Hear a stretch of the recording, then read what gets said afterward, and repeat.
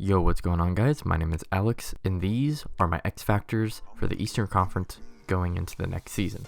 A couple disclaimers before we start. These X factors for me will include multiple players and even star players. So to me, X factors don't just include role players or borderline all-stars.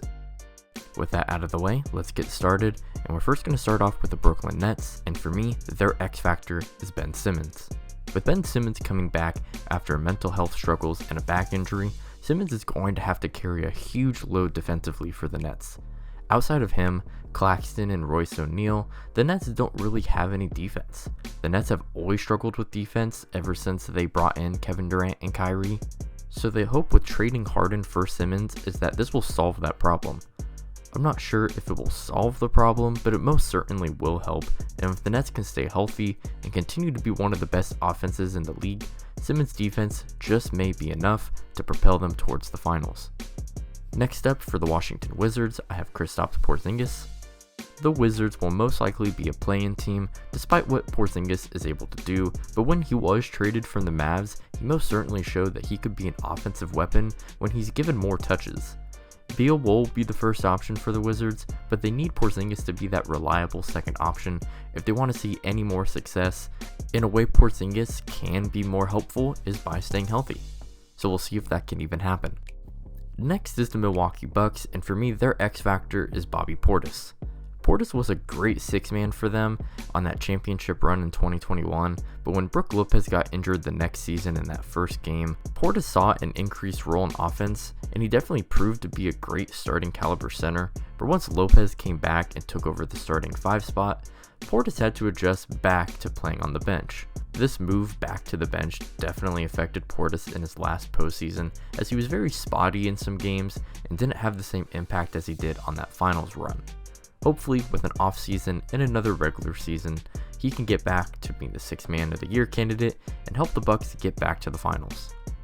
Up next is the Indiana Pacers, and for me, their X factor is Tyrese Haliburton. The Pacers are going to stink this season, but what matters for them is that they lose games and Haliburton gets better with an increased role on the team.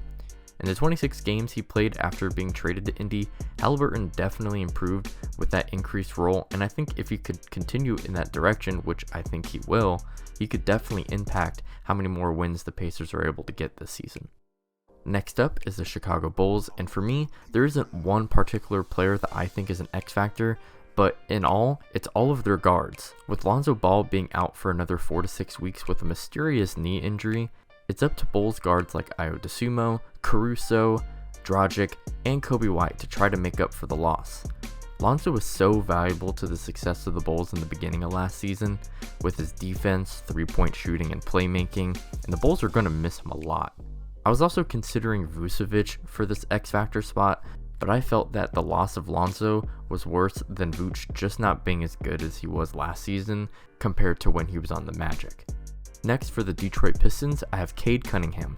The Pistons just had a great offseason with some home run draft picks and trades, but they will still most likely be a lottery team. However, with how Cade was playing in the second half of the season, he could be a huge reason why they end up winning more games than expected. Cade is a talented player, and by surrounding him with more talent, the Pistons could possibly be a bit better than we expect. Up next is the Miami Heat, and for me, their X factor is Kyle Lowry. Lowry had an overall down season with the Heat, and most of this had to do with his conditioning. He was still a great piece for the Heat throughout the regular season, but come playoff time, Lowry only averaged around 7 points per game, and the Heat leaned more on Gabe Vincent than Lowry. If the Heat want to take it to the next level, they need Lowry to perform better, and I think they could. It seems that Lowry has done a lot of work on his conditioning, so he could see a better season than last. Up next is the Orlando Magic, and for me, their X factor, Franz Wagner. The Magic are another team that will most likely be a lottery team, but Franz is a great player with huge potential for the Magic after showing his skills in the NBA and Eurobasket. Wagner proved to be a capable scorer while also having great vision as a passer. With an inevitable jump coming next season, Franz could definitely make the Magic better than expected, much like Cade with the Pistons. Up next, for the Boston Celtics, my X factor is Derek White.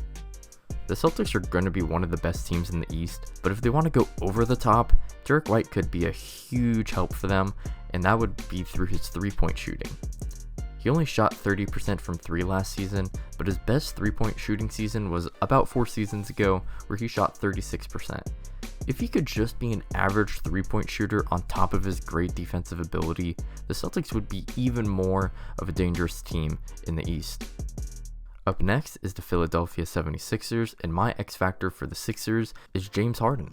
Even with a James Harden that we've seen post hamstring injury, I think the 76ers could still be a problem in the East, but after an off-season of rest and more time to develop chemistry with the team, I think Harden will return to something similar to his past self, which could propel the 76ers to title contention. It needs to happen though, because Harden is only getting older and Embiid is still yet to reach the conference finals, so things could implode fast if things don't work out this season. Up next, we have the New York Knicks, and for me, their X factor is RJ Barrett. The Knicks were not great last season, and while a reason for this has to do with Julius Randle taking a step back, RJ also didn't show much signs of improvement, at least statistically. He averaged 20 points but was highly inefficient. He also hasn't been the greatest defender that we thought he could be coming into the draft. This is the season, in my opinion, that Barrett needs to progress and make the Knicks better, and I think this could be feasible with Brunson joining the team, and hopefully Julius Randle can get back to a similar All-NBA performance like he did before. Closing in on the final 4 teams, we have the Toronto Raptors, and for me, their X factor is Scotty Barnes. After a year that saw Scotty win the Rookie of the Year, the sky's the limit. I didn't see the Raptors being as good as they were last season, and I feel a big part of this was because of Barnes. He brings versatility on the defensive end, and he was a good scorer as well. If he can continue to improve on offense, especially as a 3-point shooter, I think this could make the Raptors even better and make it even harder to guard with all their length and versatility at almost every position. Up next, we have the Atlanta Hawks, and for me, their X factor is DeJounte Murray. Murray, who became a first-time All-Star last season with the Spurs, was traded this offseason to the Hawks, and while on the surface this seems like a W for the Hawks, I think there's some valid concerns about this team. How are Trey and Murray going to fit in with one another? Murray isn't much of a spacer, and because of this, he would need the ball in his hands more to be as effective as possible. But you don't want to take the ball out of Trae Young's hands, so I think if Murray and the Hawks can find a way for them to coexist, while Murray can still be effective, I think the Hawks could be a very scary team to play, but it all relies on Murray's fit with the Hawks. Up next, we have the Cleveland Cavaliers, and I think Evan Mobley is their X factor. The runner-up in the Rookie of the Year race was huge in the success of the Cavs overachieving last season. He brings some of the best defense we've seen from a rookie of all time, and signs of greatness on offense with some guard-like skills that remind me of Kevin Garnett. He doesn't have to be at KG's point yet, but man, the more he develops on offense, the scarier the Cavs look, especially after the acquisition of Donovan Mitchell. And lastly, we have the Charlotte Hornets, and for me, LaMelo Ball is their X factor. The Hornets really haven't improved much this season, and to make matters worse, Miles Bridges is a free agent still because he's been in some legal troubles. LaMelo is really going to have to carry a lot of the load for this team to be successful, and I honestly don't know if that's going to happen unless they're able to get more help through a trade. Most players on this team don't have much upside, and the rookies and sophomores that they drafted may not receive significant playing time to make an impact. LaMelo could easily be an all-star this season if he could lead the team to a decent record. Well, there you have it. Those are my X factors for the Eastern Conference teams going into next season. Let me know what you guys think. If you enjoyed, leave a comment, like, and subscribe.